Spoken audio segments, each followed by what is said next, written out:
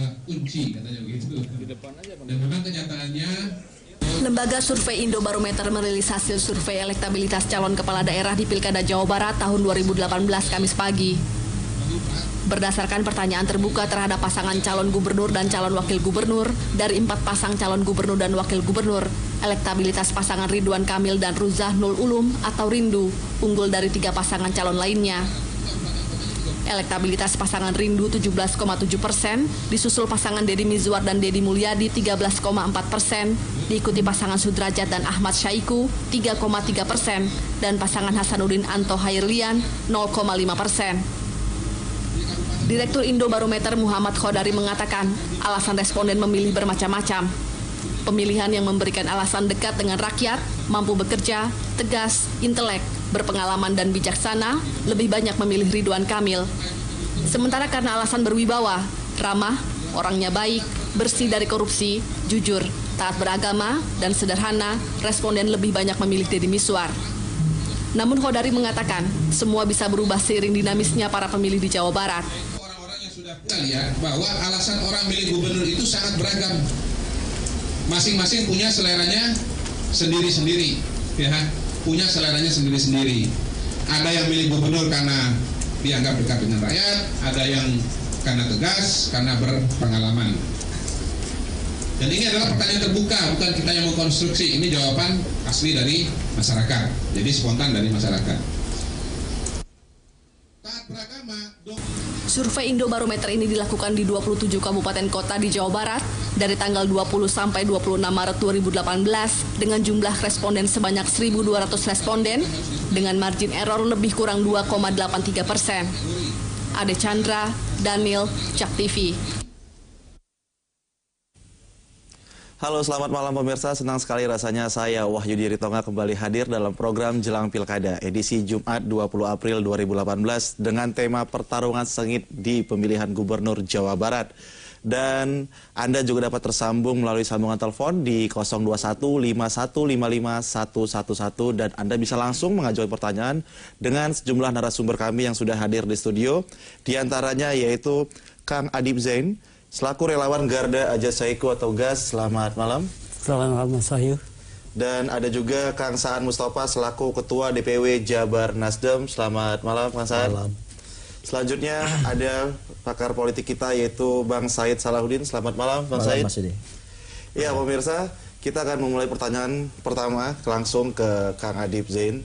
Ya Kang Adib, ini sudah sejauh mana nih tingkat keterpilihan dari sisi Sudrajat Saiku di Jawa Barat sejauh ini?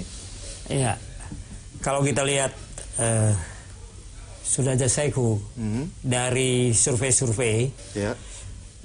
Memang saat ini masih di bawah dari hasil survei itu. Namun secara politik kita punya pengalaman bahwa survei-survei Pilgub Jawa Barat itu 2 kali Pilgub itu tidak menunjukkan hasil akhir dari pemilihan Gubernur Jawa Barat itu. Jadi bagi kami relawan belumlah merupakan akhir dari hari ini, karena masih ada 67 hari untuk kita bisa menaikkan elektabilitas pasangan asyik ini. Berarti kesimpulannya hasil survei tentang elektabilitas ini tidak berpengaruh gitu? Sungguh tidak berpengaruh, karena secara potensial pemilih Sudrajat Saiku didukung oleh partai-partai dengan mesin partai yang kuat, militansi yang tinggi, kemudian soliditas internal cukup kuat, serta disupport oleh relawan-relawan yang memang juga cukup siap. Baik Kang Adib, kita sekarang ke Kang Saan Mustafa nih. Kang Saan, kita ketahuin bahwa Rindu elektabilitasnya dari beberapa lembaga survei menempati peringkat pertama, namun ada sedikit penurunan ketika masuk pasangan-pasangan calon baru yang sudah mulai juga terjun. Ini seperti apa Kang Saan melihatnya? Ya, dalam survei kan fluktuasi itu sesuatu yang biasa dalam sebuah proses seperti pilkada ini.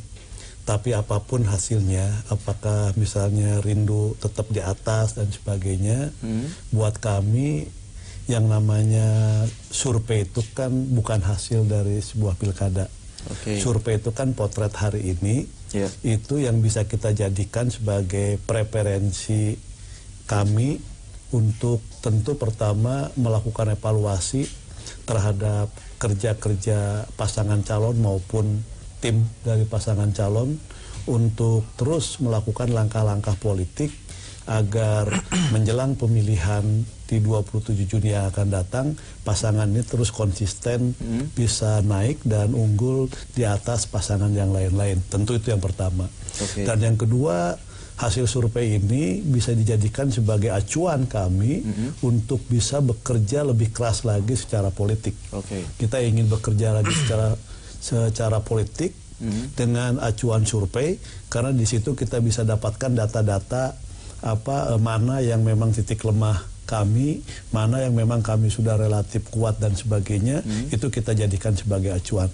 Jadi sekali lagi bahwa survei bagi kami itu sebagai sebuah bahan untuk terus bekerja keras, terus menyemangati para simpatisan, pendukung dan relawan Ridwan Kamil, walaupun kami tetap dalam posisi yang teratas. Berarti kalau boleh saya simpulkan, hasil survei ini bisa membuat Rindu semakin percaya diri untuk maju ini, untuk sampai ke pilkada nanti. Ya minimal ini menjadi modal awal. Modal awal bagi kami untuk bisa lebih meyakinkan lagi masyarakat Jawa Barat dan memicu semangat dari partai pendukung maupun relawan serta simpatisan. Baik, Kang Saan. Bang Said, nih seperti apa nih Bang Said melihat pertarungan pilkada di Jawa Barat nih? Ya kalau kita lihat hasil survei sih sebetulnya malam ini Kang Saat nggak di sini, lagi selamatan mestinya. Lagi syukuran gitu ya, karena rindunya menang gitu. Tapi sayangnya pilkada bukan hari ini gitu. Masih beberapa bulan ke depan, sehingga masih ada kemungkinan gitu ya, baik posisinya bertahan bahkan lebih, tapi juga bisa menurun dari itu gitu. Nah, memang kalau sistem pilkadanya seperti yang dulu, di mana harus ada keterpenuhan prosentase ya, kemenangan dimungkinkan 2 putaran, tapi sekarang ini kan nggak lagi gitu. Kalau DKI masih gitu, sehingga memang sekarang udah nggak bisa lagi seperti dulu. Kalau dulu itu ya minimal kita masuk putaran 2 gitu, sehingga mereka akan bertarung lagi di putaran kedua. Tapi kalau sekarang kan tidak. Sehingga oleh sebab itu semua pasangan betul-betul gaspol ini sekarang ini. Nah, di Ridwan Kamil dan UU ini sebetulnya di pasangan Rindu ini memang mereka punya kelebihan dibanding yang lain. Kenapa kemudian hasil surveinya menjadi tinggi hari ini? Salah satunya saya melihat adalah karena startnya itu memang sudah agak panjang dia. Jadi kalau Ridwan Kamil itu kita tahu semenjak dia menjadi wali kota Bandung, jauh sebelum pilkada DKI bahkan gitu, itu sudah cukup gencar lah bagaimana dia meng-create dirinya gitu untuk menjadi calon pemimpin Jawa Barat.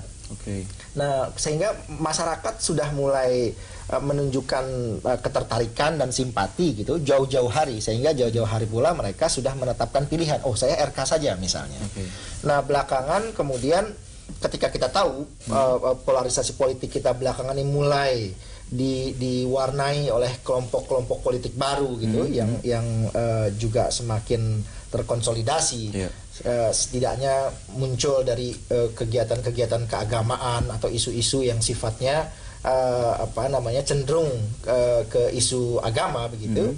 Itu akhirnya orang mulai bergeser ke Ridwan Kamil gitu.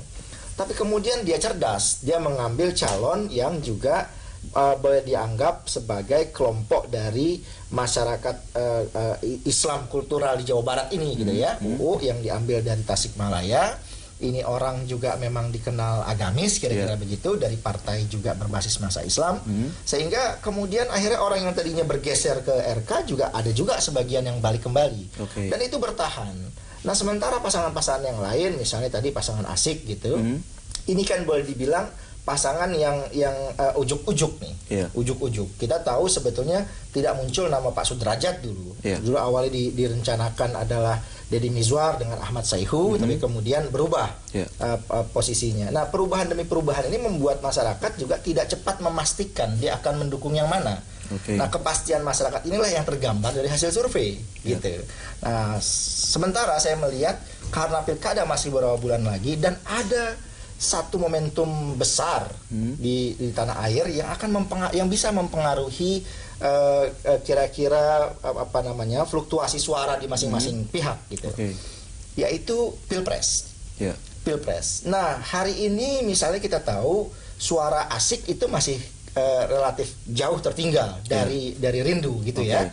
Masih kalah dengan pasangan 2D ya itu ya. 2D. Nah, ini sebetulnya agak sulit dimengerti ketika kita tahu pada masa Pilpres 2014 Prabowo itu mampu mengalahkan Jokowi di Jawa Barat. Prabowo kemarin pun beberapa kali keliling Jawa Barat gitu. Tapi ternyata hasil surveinya nggak cukup tinggi. Nah, ini salah satunya mungkin juga disebabkan karena Prabowo belum memastikan, dia baru sekedar deklarasi ya saya siap gitu. Tapi kita tahu belakangan ini publik juga bertanya-tanya, pasti nggak sih Prabowo untuk maju gitu. Kalau dia pasti, dia mengkonsolidasikan dirinya, mempersiapkan diri menjadi capres begitu, mungkin mendukung Prabowo di 2014 itu mulai lagi untuk merapat ke Asik. Sekarang saya belum melihat itu. Tetapi jangan lupa ada juga di belakang Rindu misalnya Pak Jokowi yang sekarang juga masih sangat kuat gitu. Kan Pak Jokowi juga ke Jawa Barat rasanya belum terlalu banyak. Ya, dia menyentuh Jawa Barat ada tapi belum terlalu banyak gitu. Nah, kalau misalnya dua tokoh ini atau tokoh-tokoh yang lain di skala nasional ini mulai banyak bicara, mulai banyak terjun ke Jawa Barat, dan kemudian itu dianggap sebagai keseriusan mereka maju di Pilpres, itu akan mempengaruhi juga suara di Jawa Barat untuk pilkada. Betapapun kita tahu, mereka tidak memilih Prabowo menjadi gubernur Jawa Barat, tidak memilih Jokowi sebagai wakil gubernur Jawa Barat, bukan. Tetapi tokoh-tokoh ini bisa memberi juga pengaruh yang signifikan terhadap masing-masing kandidat di Jabar ini gitu. Ya, Bang Said. Ya, kita ketahui bahwa pilkada Jawa Barat ini juga pasti sangat berhubungan erat dengan Jakarta karena kita ketahui banyak sekali warga Jawa Barat yang mencari nafkah di Jakarta. Lalu seperti apa nantinya dari pihak Rindu dan Asik untuk merangkul dan mengakomodir nih teman-teman Jawa Barat yang ada di Jakarta? Namun kita tahan sejenak, kita akan kembali usai jeda berikut ini.